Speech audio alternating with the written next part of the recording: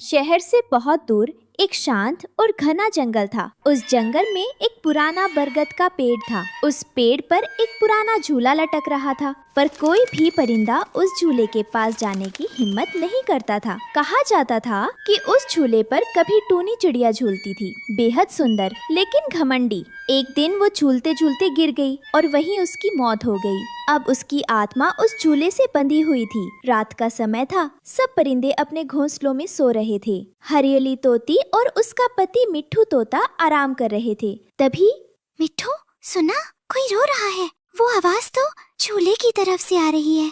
क्या फिर से टूनी की आत्मा आ गई क्या? कोई मतलबी परिंदा उस झूले के पास गया होगा शायद। हरियली झांक कर देखती है तो उसकी आंखें फटी की फटी रह जाती है। मिट्ठू, देखो, झूले पर कोई बैठा है, नीले पंख, और वो रो रही है। उफ, वो तो टूनी की आत्मा लगती है, वापस आ गई है। तभी झूले पर बैठी आत्मा हवा में गायब हो जाती है और दोनों पूरी तरह डर जाते हैं। अगली सुबह रानो चिड़िया शहर से अपने भाई टुन्नू चिड़ा के पास जंगल आई थी।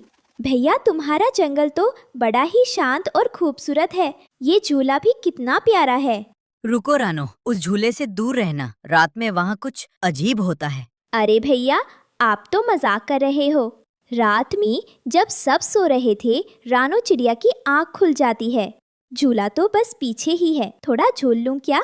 वो चुपचाप उड़कर झूले तक जाती है। वाओ, कितना मजेदार झूला है। वो गाना गाने लगती है। पंख फैलाऊं, उड़ती जाऊं नीले अंबर में। लेकिन जैसे ही वो उतरने लगती है, उसे कोई अदृश्य पंजों से पकड़ लेता है। कौन है? छोड़ो मुझे, कोई है, बचाओ! उसकी आवाज से बवाल मच जाता है। टुन्नू चिड़ा, हरियली तोती और मिट्ठू तोता नींद से जागते हैं। ये तो रानो की आवाज है। वो झूले के पास चली गई क्या? वे झूले की ओर भागते हैं और देखते हैं कि रानो बेहोश पड़ी है। हे रानो, मैंने कहा था ना, उस झूले पर टूनी की आत्मा रहती है। वो रानो को उठाकर वे वापस ले जाते हैं। अगली रात गोरी कौवी की आंखें लाल हो जाती है, पंख बिखरते हैं और उसके पैर उल्टे हो जाते हैं। वो धीरे धीरे झूले की तरफ उड़ती है। वो अब खुद टूनी की आत्मा बन चुकी थी। वो झूले पर बैठकर झूलने लगती है। डरावनी हंसी हंसती है। कोई मुझसे झूला छीन नहीं सकता। तभी गांव वाले एकजुट होते हैं। हरियाली तोती और कालू कौवा समेत सभी पक्षी इकट्ठा होते हैं। अब बहुत हो गया, इस झूले को नष्ट करना होगा। हाँ, तभी इस जंगल को शांति मिलेगी। वे सब झूले की रस्सी चोंचों से काट देते हैं। झूला टूटकर गिरता है और टूनी की आत्मा रानो के शरीर से निकलती है। तुम सब ने बहुत बड़ा पाप किया है, मैं सबको खा जाऊंगी। लेकिन तभी पक्षी झूले को आग में जला देते हैं। टूनी की आत्मा आग में झुलसकर राख हो जाती है और झूला भी नष्ट हो जाता है। रानो चिड़िया होश में आ जाती है। अब से कोई भी उस झूले के पास नहीं जाएगा। नहीं दीदी, अब कभी नहीं। जंगल में एक बार फिर शांति लौट आती है, लेकिन बरगद के पेड़ पर राख के नीचे कुछ हलचल सी होती है, लेकिन आत्मा शायद नहीं। पिछली रात के बाद बरगद का पेड़ अब जल चुका था। झूला राख बन गया था। रानो अब ठीक हो चुकी थी। जंगल में सब पक्षी राहत की सांस ले रहे थे, लेकिन बरगद के नीचे राख में कुछ अजीब हलचल हो रही थी। हवा ठंडी और सन्नाटा गहरा था। एक सुबह तोती और मिट्ठू तोता रानो चिड़िया को लेकर नदी के किनारे आए। अब सब कुछ ठीक है ना रानो?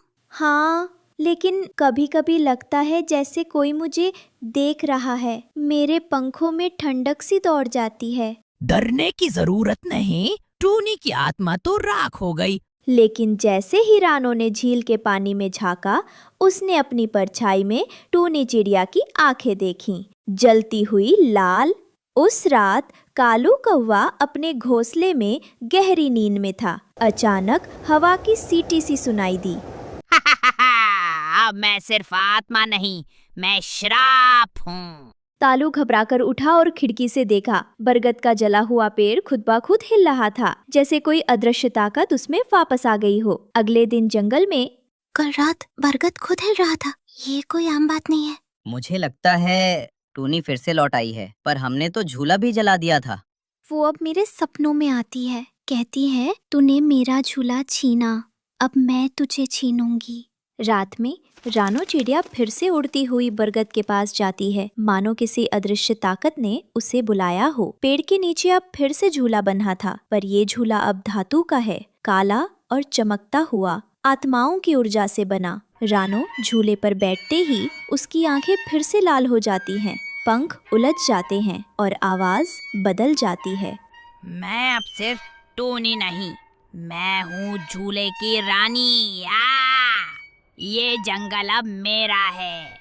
अब टूनी की आत्मा रानो के शरीर में बस चुकी थी और दिन दहाड़े उड़कर अन्य पक्षियों को डराने लगी है। कुछ परिंदे लापता हो जाते हैं। अब हमें किसी संत पक्षी की मदद लेनी होगी, वरना ये झूला दोबारा बनकर पूरे जंगल को खा जाएगा। उल्लू बाबा, जो बरगद के पेड़ से दूर पहाड़ियों में रहते हैं, वो बुलाए जाते हैं। झूला सिर्फ जला नहीं, उसकी आत्मा अब रानो चिड़िया में बसी है। उसे बचाने का एक ही उपाय है, झूले की राख को चांदनी में मंत्रों के साथ बहा दो। पूर्णिमा की रात सब पक्षी झील के पास इकट्ठा होते हैं। तुम सब ने मेरा झूला छीना, अब मैं हर पंख गिरा दूंगी। टूनी, ये तेरा जंगल नहीं है, यहाँ सबको उड़ने की आजादी है। टुन्नू और हरियाली चुपके से झूले की राख लेकर चांदनी में झील में बहा देते हैं। जैसे ही राख बहती है, टूनी की आत्मा चीखती है, नहीं, ये मेरा झूला था, ये मेरा खेल था। हाँ, और फिर रानो बेहोश होकर गिर जाती है। टूनी की आत्मा हमेशा के लिए समाप्त हो जाती है। रानो धीरे धीरे उठती है, सब उसे घेर लेते हैं। क्या सब खत्म हो गया? हाँ, और ये जंगल फिर से आजाद है।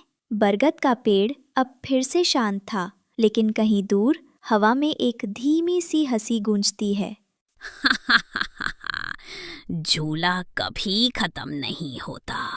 कहानी खत्म होती है, लेकिन क्या आत्मा भी